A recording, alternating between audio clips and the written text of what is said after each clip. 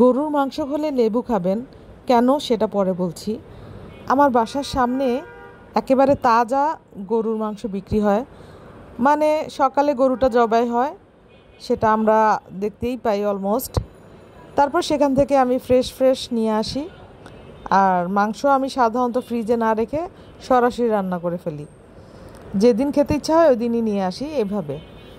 আর ফ্রিজে রাখা গরুর মাংস ভালো লাগে না। মাংসটাতে আমি আগে গরম মশলাগুলো সব দিব, আর পেঁয়াজ রসুন এগুলো সব রেডি করে রেখেছি। পেঁয়াজ খুব মোটা করে কেটে রেখেছি, আর রসুন একেবারে আস্ত আস্ত দিব।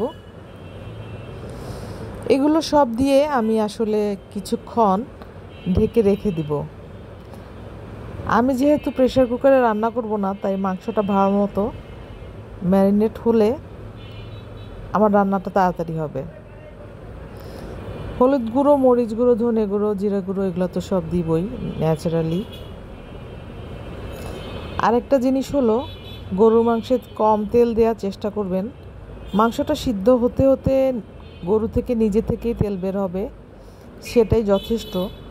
এক্সট্রা তেল দিলে এটা বাড়াবাড়ি হয়ে যায়।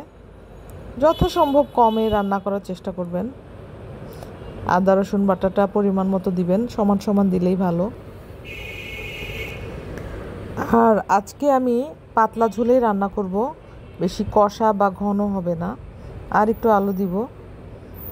আর এইখানে দেখতে পাচ্ছেন, এটা আমার করা স্পেশাল গরুর মশলা, যেটা আমি আমার মাংসের স্বাদের ঘ্রাণ বাড়াতে ব্যবহার করি। এটা ছাড়া আমার হয়ই না। আচ্ছা, এখন বলি, গরুর মাংসে আপনারা কেন গরুর মাংস খেলে লেবু খাবেন। কারণ গরুতে অনেক আয়রন, এটা আমাদের শরীরের জন্য অবশ্যই ভালো। যারা রক্তশূন্যতায় ভুগছেন তাদের জন্য তো অবশ্যই।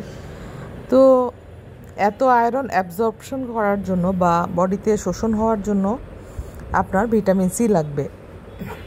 তো ভিটামিন সির গুড সোর্স তো অবশ্যই লেবু। তাই যেদিন গরুর মাংস খাবেন সেদিন অবশ্যই বেশি করে লেবু খেয়ে নেবেন। তাই এটা অবশ্যই আমাদের মাথায় রাখতে হবে। আর যারা হাই ব্লাড প্রেশারের রোগী আছেন তারা কম খাওয়ার চেষ্টা করবেন গরুটা। যদি খানও তবে অবশ্যই বেশি বেশি লেবু খেয়ে নেবেন।